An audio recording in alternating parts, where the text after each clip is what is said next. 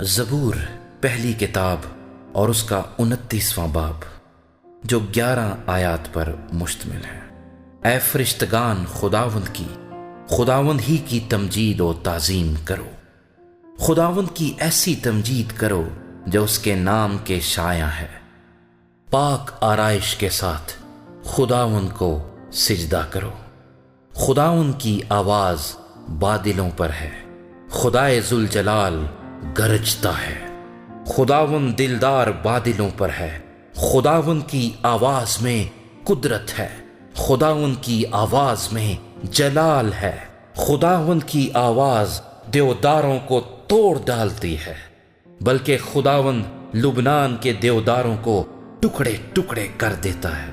وہ ان کو بچھڑے کی مانند لبنان اور سریون کو جنگلی بچھڑے کی مانند کوداتا ہے۔